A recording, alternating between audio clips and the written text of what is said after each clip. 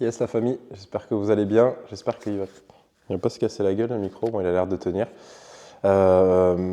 Pour démarrer cette vidéo, je voudrais vous dire déjà à quel point je suis heureux de vous retrouver tous les matins, à savoir que pour mettre du contexte, moi dès que j'arrive là je suis à mon bureau, dès que j'arrive le matin, la première chose que je fais, je me sers ma petite boisson et j'allume ma caméra et je vous parle. Et pourquoi je vous dis ça, c'est que je suis passé vraiment par des phases de ma vie où, en tant qu'entrepreneur, j'ai toujours à peu près été seul dans mes activités, donc seul toute la journée.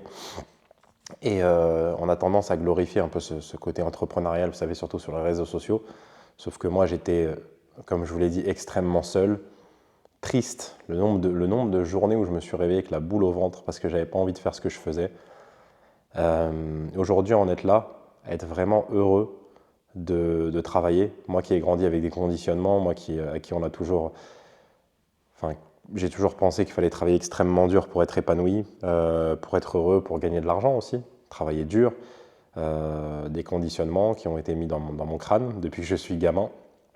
Et à force de travail, à force de persévérance, mais pas de travail sur le faire, à force de travail sur mon état d'être, qui je suis, et ben, alors je suis arrivé nulle part, mais force est de constater que j'arrive le matin à mon bureau, je suis extrêmement content de vous apporter de la valeur et je sens que je suis sur mon chemin.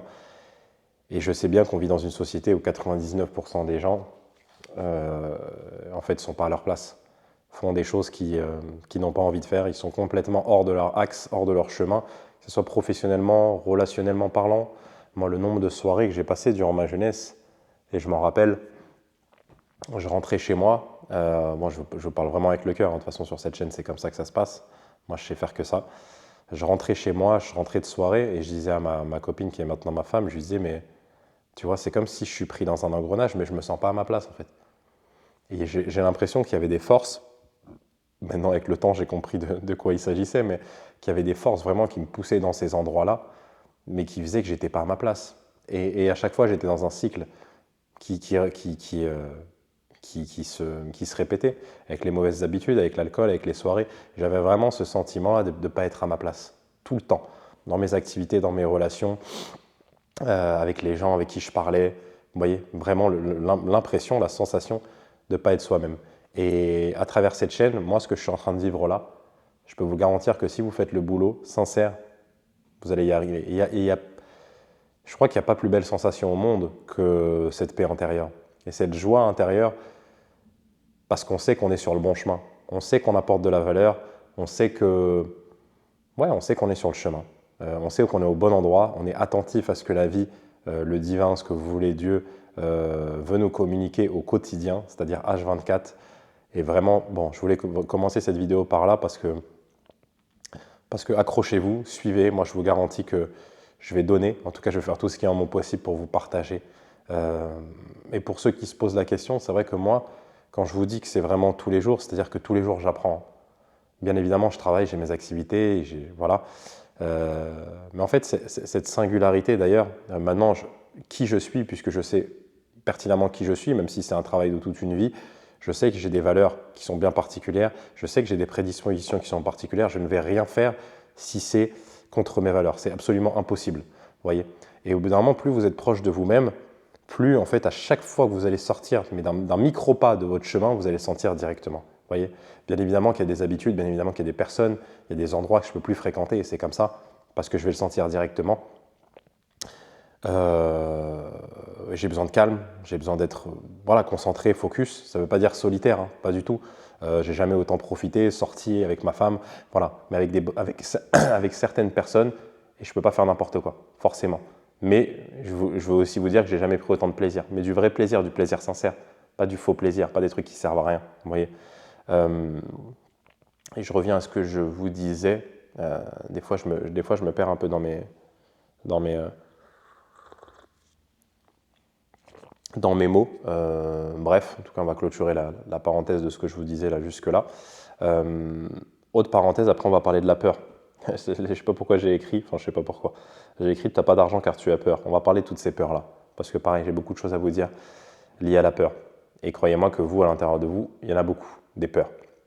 Ça, on va en parler juste après. Je veux juste vous faire une autre parenthèse pour vous dire que quand vous allez commencer ce chemin, encore une fois, forcément, je vous ai dit que 99% des gens ne sont pas à leur place, mais c'est fou quand même. Vous vous rendez compte, quand on prend le temps d'observer, moi depuis que je suis petit, j'observe beaucoup, et quand on regarde les gens dans leur voiture, au travail, dans le métro, même comment était. La dernière fois, je suis allé à Paris, ça faisait très longtemps que je n'avais pas pris les métros, les transports en commun, et j'ai vu l'architecture, en fait. J'ai capté comment ça a été pensé, comment c'est fait en sous-sol, et je vois les gens, en fait, il n'y a pas de lumière, il n'y a pas d'énergie, les couleurs qui sont utilisées. On voit que les gens, tout a été pensé, même quand vous regardez l'architecture. Mais quand vous avez une certaine fréquence pour comprendre les choses, vous allez voir ce qu'ils ont fait dans certaines cités, certaines architectures. Je vois la cité Pablo Picasso, je vois les cités à Bobigny, etc. Là. C'est où l'autre grande cité, là, la Grande Borne. C'est machiavélique en fait ce qu'ils ont fait. C'est tellement terne, c'est affreux. C'est affreux, mais ils ne croyaient pas qu'ils ont fait ça au hasard. Hein. Quand on voit les bâtiments qu'ils faisaient avant et ce qu'ils nous font maintenant, mais ouais, les gens ne sont plus à leur place. Et ayant discuté avec certaines personnes, ouais, des personnes qui sont en couple depuis 20 ans, 30 ans, 40 ans, qui ont tellement mis de masques, tellement mis de couches sur qui elles sont vraiment, ils ou elles sont vraiment, que quand on se réapproche de la vérité, effectivement, c'est brutal. Et l'autre point, c'est que quand vous allez vous rapprocher encore une fois de la vérité, les gens ne vont pas vous comprendre. Je veux vraiment insister sur ça, je sais que j'en ai déjà parlé, mais parce que c'est quelque chose que j'ai traversé, que je continue de traverser, et c'est pas évident, surtout quand vous n'avez pas d'identité. Et vraiment, forcément, si 99% des gens vont mal et que vous faites le travail pour aller bien, donc faites le travail pour être parmi les 1%, quand je dis les 1%, c'est pas question d'ego, mais c'est juste factuel en fait. Hein. Il faut être conscient, c'est pas dehors, c'est pas le monde des bisounours. Moi, je viens de ce monde-là, je viens du monde des bisounours, où tout le monde est gentil, où je suis gentil avec tout le monde et je donne à tout le monde. Je me suis fait bouffer. Et si vous êtes comme ça, vous allez vous faire bouffer parce qu'il y a des gens dehors qui ne sont pas comme ça, qui vont absolument tout vous prendre et qui sont très très forts dans la manipulation, dans toutes ces choses-là, vous voyez. Mais vraiment, les gens ne vont pas vous comprendre, des fois c'est les gens proches de vous, et ce qui va faire la différence pour vous, c'est votre enracinement, c'est à quel point vous êtes sûr de qui vous êtes, vraiment. Contre vents et marées, vous allez tenir le même discours. Contre vents et marées, ça sera vous. Parce que si vous pervertissez, c'est-à-dire si vous acceptez pour ne pas créer de vagues, pas créer d'embrouilles, d'aller dans le sens d'une personne, bah, ça sera au détriment de vous en fait. Vous voyez, ça sera au détriment de votre énergie, au détriment de votre âme, et à l'intérieur de vous, vous allez bouillonner. Et moi, je le ressens direct. Alors, des fois, encore une fois, il y a des gens qui ne comprendront pas, et c'est comme ça. Mais vous, il faut dire ce qu'il y a à dire. Vous savez, la vérité, quand on dit avec la vérité qui blesse, mais imaginez, ça on en parlait avec Tony d'ailleurs, un de mes associés, sur une autre activité, et on se disait, mais en fait, tu sais, justement, en fait, cette notion de dire la vérité, moi, les gens qui m'ont changé la vie, c'est des gens qui m'ont dit la vérité. Qui m'ont dit, Camille, bon, je ne vais pas vous dire ce qu'ils m'ont dit, mais ils m'ont dit mes 4 vérités. Et croyez-moi que si c'était le Camille il y a 5-6 ans, c'est des personnes, j'aurais pas été prêt à entendre ça, vous voyez. Soit j'aurais fui, soit j'aurais combattu, c'est-à-dire je leur serais un peu rentré dedans, mais ça se serait mal passé. Pourquoi? Parce que j'étais pas prêt à entendre la vérité. Mon ego, en fait, beaucoup trop d'ego, beaucoup trop égoïste. Et quand on dit égoïste, d'ailleurs, on pense souvent, vous savez, aux gens qui roulent en Porsche, qui mettent des grosses chaînes en or, enfin des gens matérialistes. Mais en réalité, quelqu'un qui souffre et qui se plaint H24, c'est la même chose en fait. Hein. C'est le même égoïsme, puisqu'en réalité, elle croit qu'elle est le centre du monde. Tu souffres plus que qui? Tu souffres parce qu'en fait, tu ne veux pas écouter les messages que la vie t'envoie. C'est absolument. Enfin, tout est résumé à ça en fait, tu vois. Donc, tu as toutes les possibilités pour t'en sortir. Le truc, c'est que tu fais semblant de ne pas les voir. Alors que tu sais au fond de toi. La réalité, c'est qu'on sait tous au fond de nous. On sait tous ce qu'on a à faire. Des petites actions, mais on sait ce qu'on a à faire. Vous voyez? Et des gens, en fait, souillent leur énergie depuis 10 ans, 20 ans, 30 ans, et puis après, ils vont chercher des gens comme vous, c'est-à-dire des gens trop gentils, pour venir vider leur poubelle. C'est comme ça que ça marche. Hein. Énergétiquement, c'est exactement comme ça que ça marche. Mais c'est des gens, ils ont pris des mauvaises décisions sur des vingtaines d'années. Et ensuite, ils sont à la recherche de gens empathiques, de gens gentils, pour venir déverser leurs problèmes. Mais la réalité, en tout cas c'est ma réalité, je vous la partage parce que moi c'est ce qui a changé ma vie, c'est des gens qui m'ont dit la vérité, qui m'ont dit Camille, mon gars, il faut que tu te réveilles, tu vois. Tu as une petite fille et tu es en train de me raconter ces problèmes-là, alors que tu as la chance d'avoir une petite fille, mais qu'est-ce que tu me racontes en fait? Qu'est-ce que tu racontes, tu vois? Tu t'aimes pas. Moi cette phrase-là, quand on m'a dit ça, je pense que... c'est pas je pense, hein. Qu'est-ce qui m'a secoué cette phrase-là? Comment c'est possible que tu t'aimes pas? On m'a dit ça comme ça, hein, droit dans les yeux. Qu'est-ce que tu racontes en fait? Tu as une famille, Tu as tout ce qu'il faut et tu t'aimes pas, mais qu'est-ce que tu racontes, tu vois? Et ouais, mais je me suis dit, mais sur le moment, ça m'a brusqué. Et je me suis dit, après, j'ai médité, je réfléchis, je pose et je me dis, mais comment c'est possible? C'est vrai. La vie, tout ce qu'elle m'a donné, mais comment je peux ne pas m'aimer? C'est un truc basique que je vous dis là. Les gens ne s'aiment pas. Les gens ne s'aiment pas. Et quand vous allez commencer à vous aimer, justement, et il y a un équilibre à trouver, encore une fois, parce que quand je dis ça, moi, je vous dis en tout cas les croyances que j'avais à l'époque. On voit les gens égocentriques, vous savez, les gens qui écrasent les autres. C'est pas ça, s'aimer en fait. C'est pas ça du tout, s'aimer. S'aimer, c'est se prioriser. S'aimer, c'est se prendre soin de soi. S'aimer, c'est devenir son meilleur ami. C'est-à-dire, votre paix intérieure, c'est votre priorité en fait. Il n'y a pas plus important que votre paix intérieure. Et si ça doit être au détriment même de votre famille, à un moment donné, c'est comme ça. Vous voyez? Et il faut dire la vérité. Je sais que, regardez, pensez à des gens dans votre entourage, des gens à votre entourage. La réalité, c'est qu'il y a plein de choses que vous ne leur avez pas dit. C'est ça la vérité, en vrai de vrai. Votre père, votre mère, votre sœur. Et moi, j'ai fait ce travail-là, je continue de le faire. Et c'est relou. Au début, c'est relou. Quand je dis c'est relou, vous voyez, ça c'est mon ego qui a parlé. C'est toujours l'ego en fait qui trouve ça chiant. Les problèmes, c'est l'ego. Mais quand vous allez commencer à parler, à dire des choses que vous n'avez pas dites depuis des années, waouh! Le seul mot pour décrire ce qui va se passer, c'est waouh! Oui, au début, ça va être dur, mais vous savez à l'intérieur de vous que vous êtes sur la bonne voie. Il faut parler. Vous savez, dans une famille équilibrée, normalement, je vais boire un peu ma petite. Quand on grandit dans une famille équilibrée, normalement, dès qu'il y a un problème, on s'assoit autour d'une table et on parle. Vous voyez. Moi, j'ai des choses que j'ai gardées en moi pendant peut-être 15 ans. Vous voyez. Normalement, c'est le rôle des parents, normalement, sans jeter la pierre. Hein. La famille, on l'a choisie. Moi, je l'ai choisie, ma famille, avant de m'incarner. Donc, de qui je peux, qui je peux critiquer? Ça n'a aucun sens. Mais, normalement, et ils ont détruit les foyers, c'est pour ça, parce qu'un foyer équilibré, normalement, c'est un pilier. Quand vous avez une famille soudée, équilibrée, où chacun remplit son rôle, parce qu'en réalité, quand vous allez comprendre que quand vous allez rediscuter, peut-être renouer des liens avec votre famille, mais des vrais liens, c'est-à-dire que vous allez être authentique, et d'ailleurs, en étant authentique, vous allez permettre aux autres de l'être, même si ça prend 3 ans, même si ça prend 4 ans. À chaque fois que vous allez aller les voir, vous êtes vous-même. Au bout d'un moment, forcément, peut-être au début, ça va leur déplaire, si eux-mêmes ne sont pas authentiques, mais au bout d'un moment, il va y avoir un équilibrage, je vous le garantis. Quand chacun est dans son authenticité dans votre famille, mais en fait, c'est magistral en fait, c'est exceptionnel, puisque la famille dans laquelle vous êtes incarné, vous l'avez choisi, d'accord? Vous avez choisi votre sœur, vous avez choisi votre père pour ce qu'il incarne, d'accord? Donc le but, effectivement, dans une famille, dans un foyer idéal, c'est que chacun retrouve son authenticité et que chacun soit à sa place. Et là, effectivement, on avance, on a un vrai enracinement. Et c'est beaucoup plus simple d'avancer, puisque quand chaque membre de sa famille est à sa place, dès qu'on a un petit coup de down, dès qu'on a quelque chose, on va voir les membres de sa famille, parce qu'ils nous connaissent très bien. Vous voyez, le problème qu'il y a, c'est que comme on est dans une société complètement, clairement déchue, typiquement, on voit que c'est dans notre famille que c'est le plus compliqué d'être authentique. Pourquoi?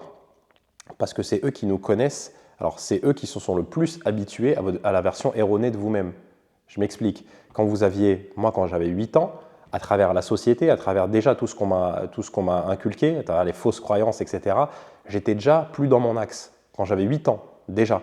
Vous voyez, à travers l'école, j'ai dû commencer à mettre des masques parce que dehors, forcément, il y a plein de gens aussi déséquilibrés. Enfin, vous voyez, c'est un système complet qui est déséquilibré.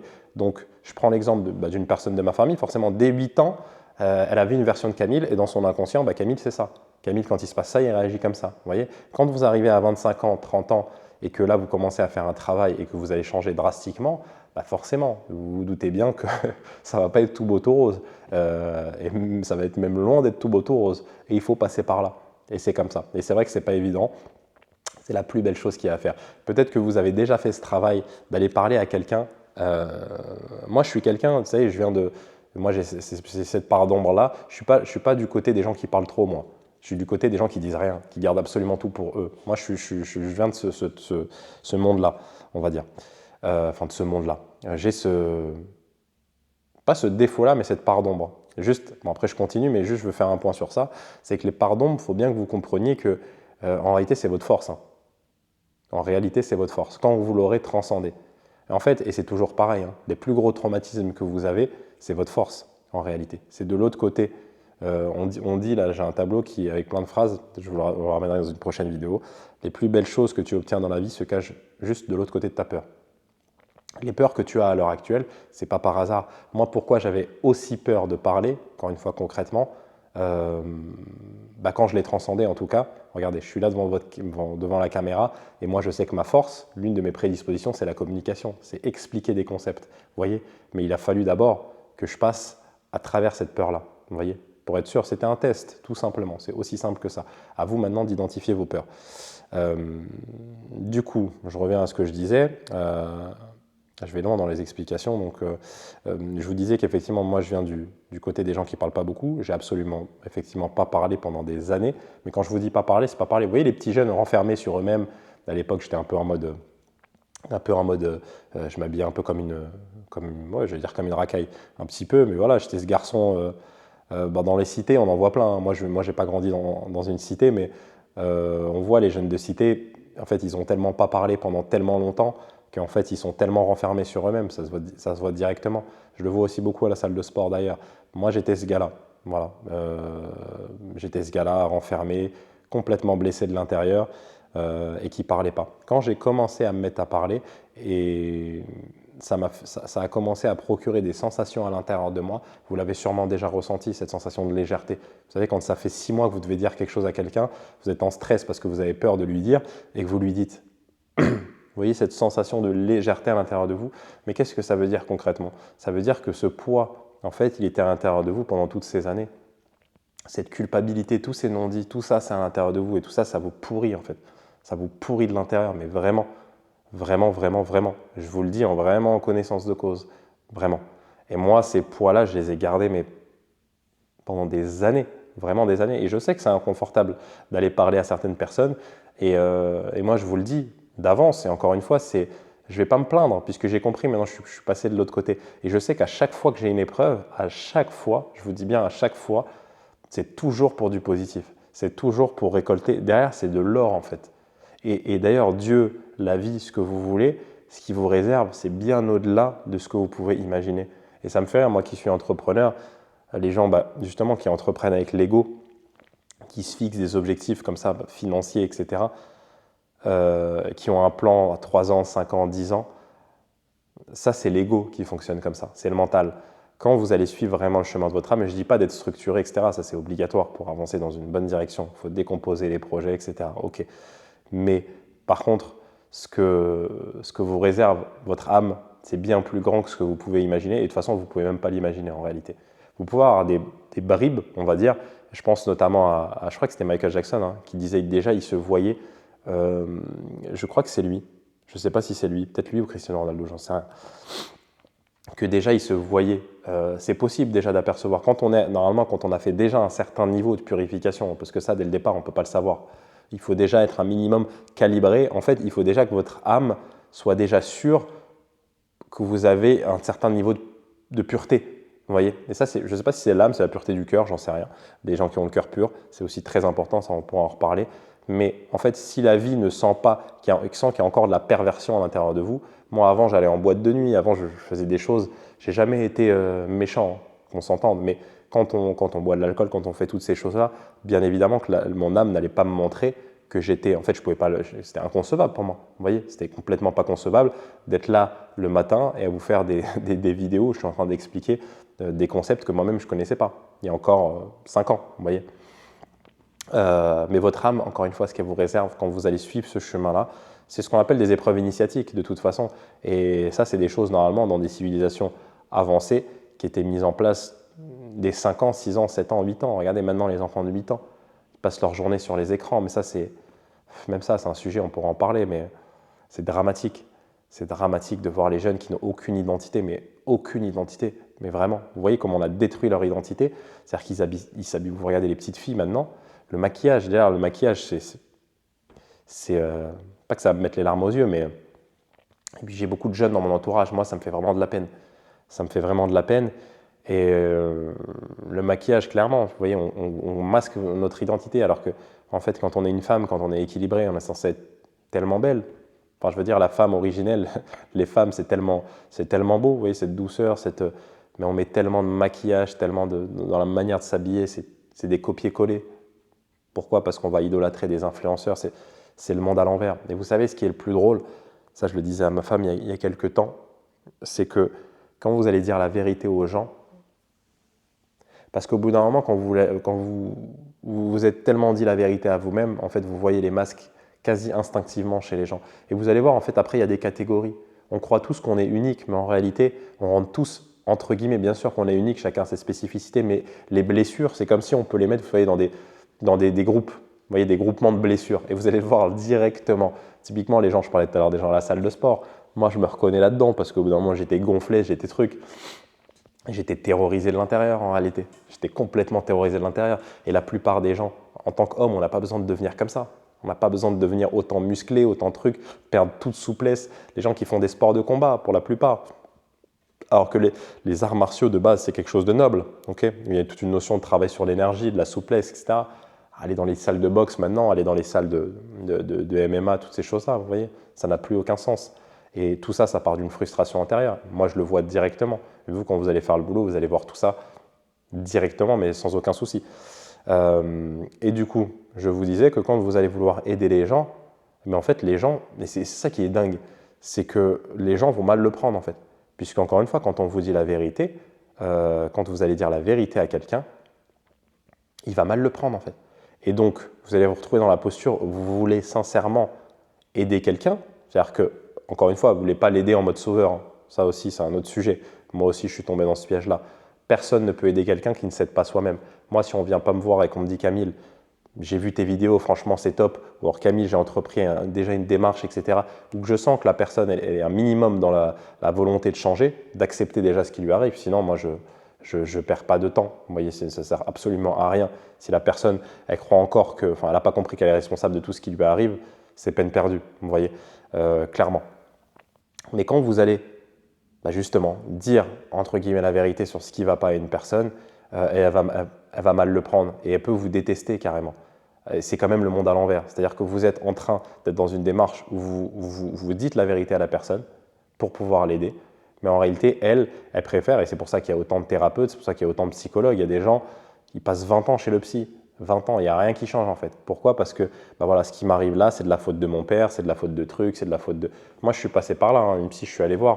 Vous voyez, je ne crache pas sur tous les psys. Moi, c'était dans mon chemin, il fallait que je passe par là. J'ai fait peut-être 4 mois, 5 mois, 6 mois et j'ai beaucoup appris sur moi. Puis au bout d'un moment, j'ai senti que voilà. Mais le grand problème, c'est la déresponsabilisation.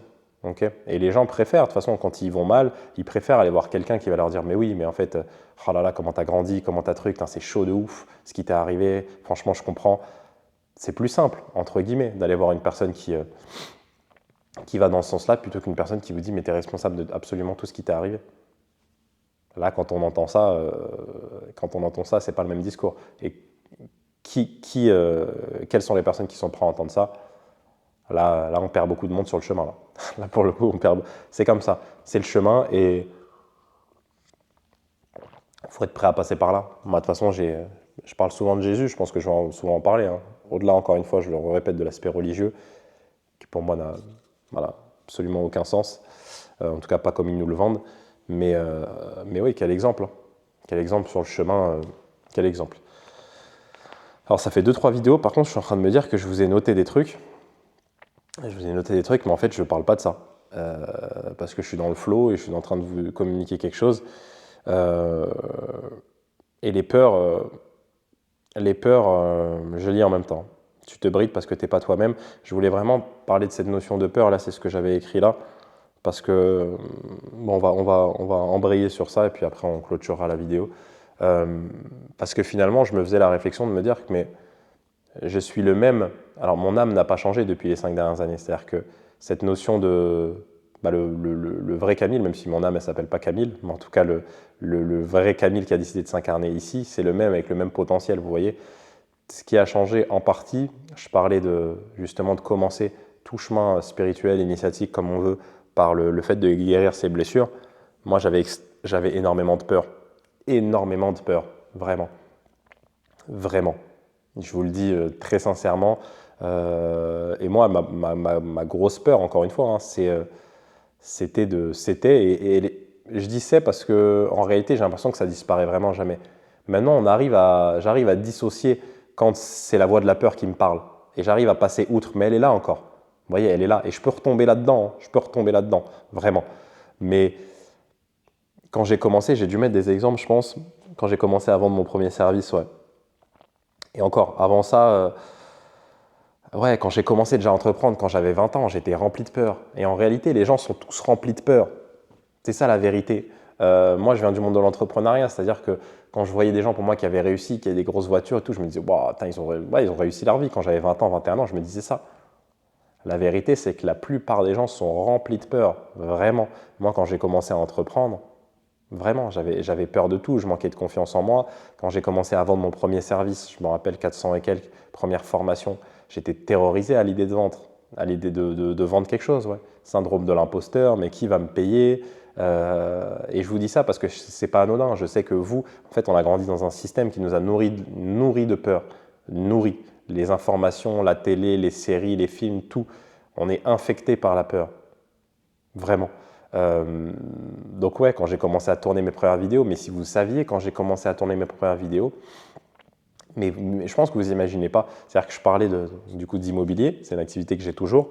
Euh, Mon âme me poussait à ça, parce que vous voyez, mon âme avait un plan. Moi, j'avais pas compris que derrière, vous voyez cette activité. Donc j'ai fait, et j'ai toujours une activité de formation immobilière dans laquelle moi mon rôle c'est d'expliquer, c'est en fait d'être le visage, on va dire, de l'activité à travers tout ce chemin-là que je vais vous raconter juste après, de préparation, d'apprendre à faire des vidéos, etc., la vie était en train de me préparer pour l'étape d'après, c'est-à-dire l'étape dans laquelle je suis là. Vous voyez. Mais moi, ça c'est mon âme qui le savait. Mon âme avait déjà le plan. Le plan existe déjà. De toute façon, la ligne d'arrivée existe déjà. C'est ça qu'il faut que vous sachiez. Ok, il y a une multitude de possibilités pour y arriver, mais la ligne d'arrivée existe déjà.